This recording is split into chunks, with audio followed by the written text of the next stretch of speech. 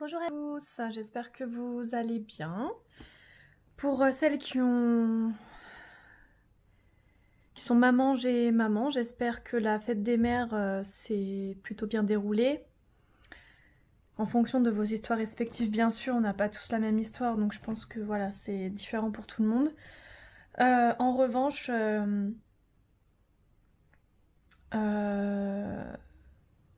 je voulais vous parler donc de la fête des mères que j'ai vécue hier, mais également d'un autre élément qui est arrivé quasiment en même temps et qui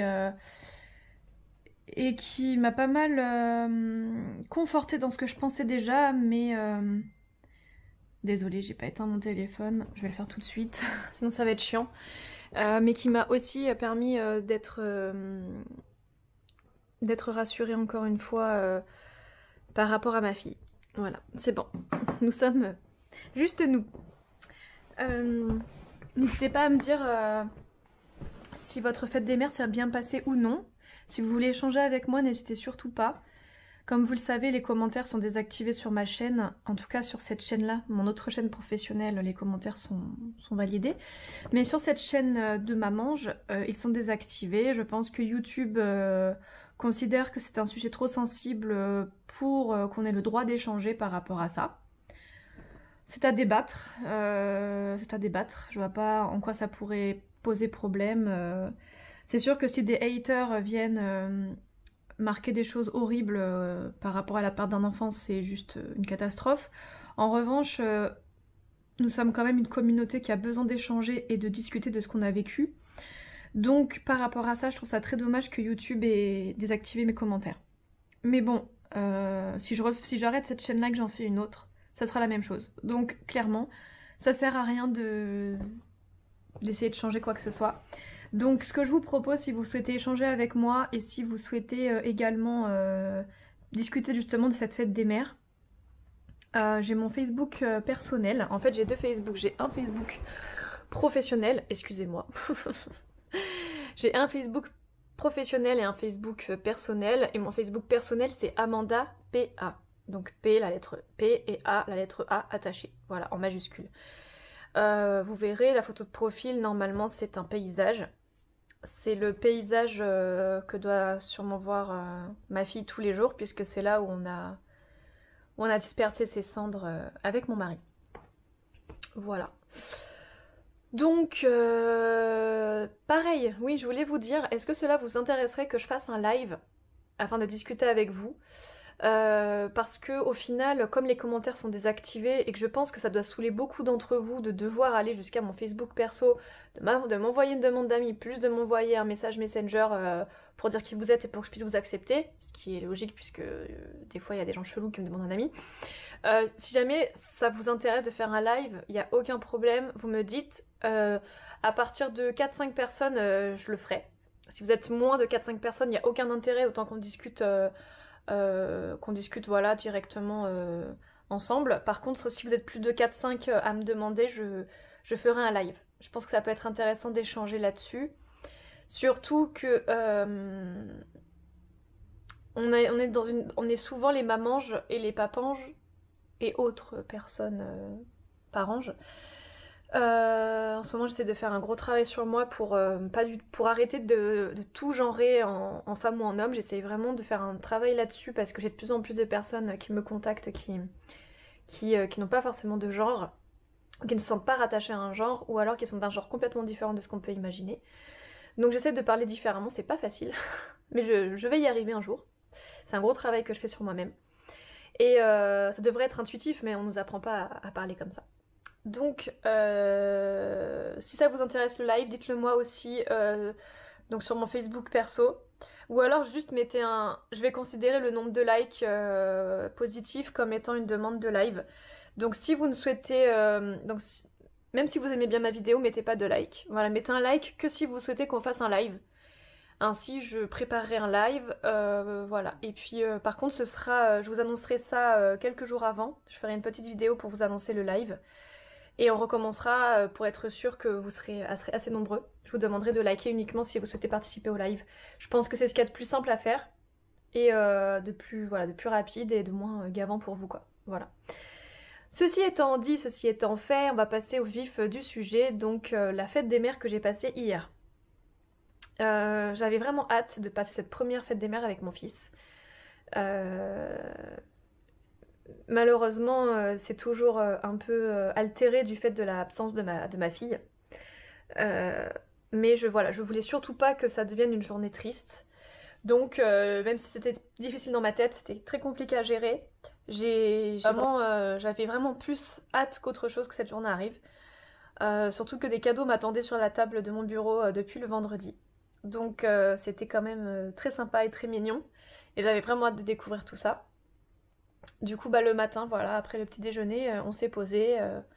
Mon mari a donné les cadeaux un à un à mon bébé pour qu'il me les donne, entre guillemets. En fait, c'est plutôt moi qui lui disais ah merci bébé, je lui prenais des mains, voilà. Parce que bon, à 8 mois, tu donnes pas un cadeau, quoi.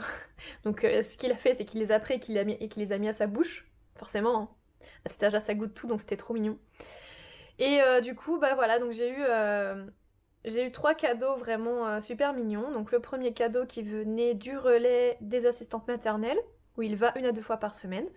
Donc, en fait, il y avait une photo de lui, avec en fait quelque chose de plastifié, démonté.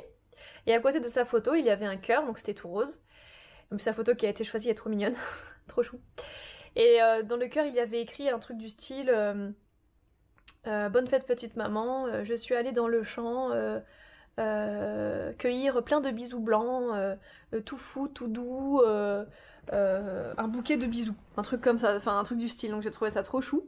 Donc du coup, bah, je me suis empressée de remettre au goût du jour mon frigo pour incorporer ce super cadeau. Le deuxième cadeau que j'ai ouvert, c'était de la part de mon assistante maternelle, enfin de l'assistante maternelle de Marius, hein, vous m'avez bien compris. Qui est vraiment adorable, elle n'est pas obligée de faire ça, elle fait ça de... Enfin, c'est trop adorable. Franchement, j'ai une super assistante maternelle. Et en fait, c'était un sac réutilisable, hein, vous savez, les sacs beige clair là, qui sont en tissu. Et en fait, elle avait mis dessus les pieds de Marius, elle avait pris de la peinture bleue, elle a dû s'amuser. En fait, je l'imagine en train de prendre le pied de mon bébé pour mettre sur le sac, et j'ai trouvé ça trop marrant.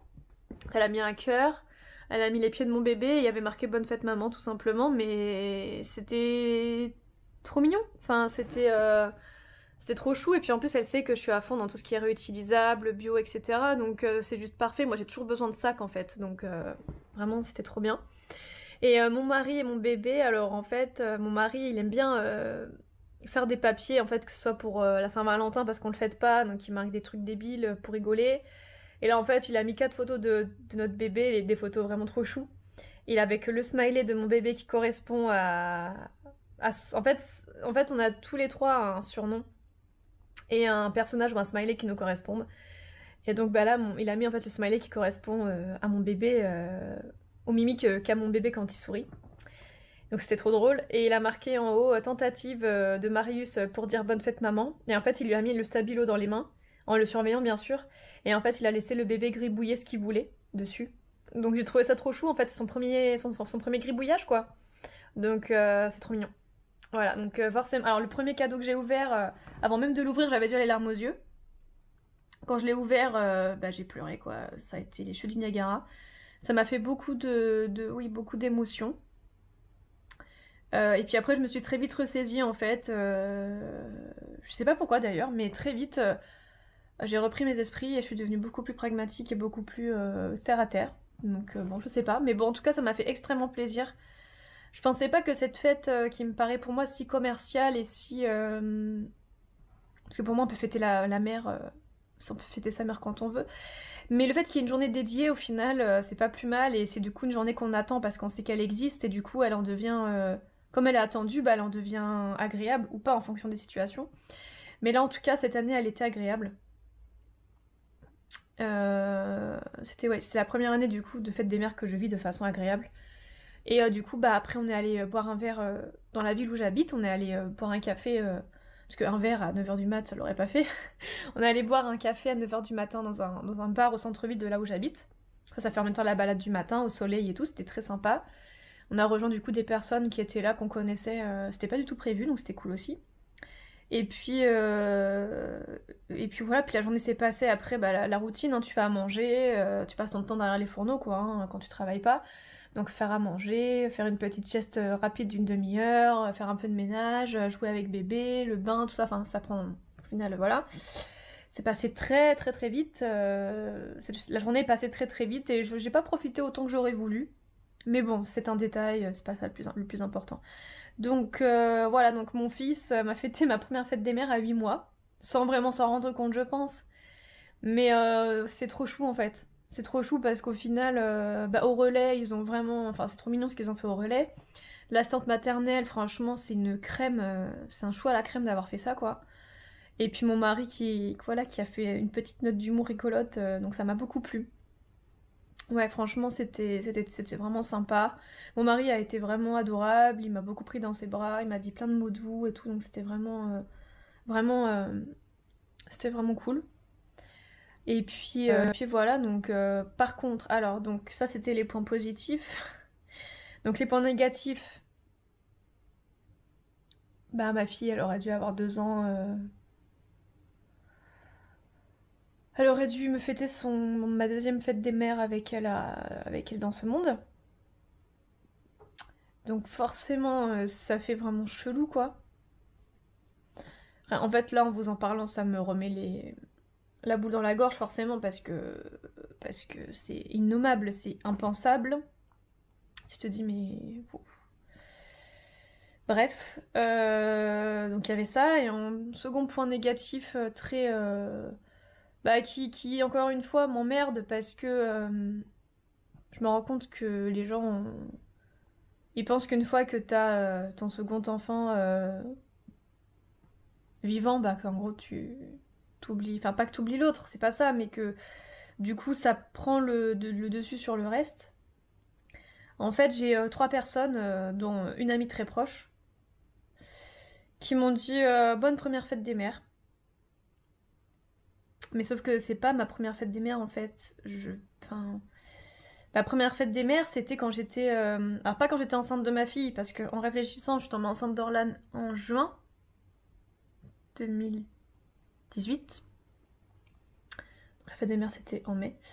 Mais en tout cas, ma première fête des mères, c'était quelques semaines après la mort d'Orlan.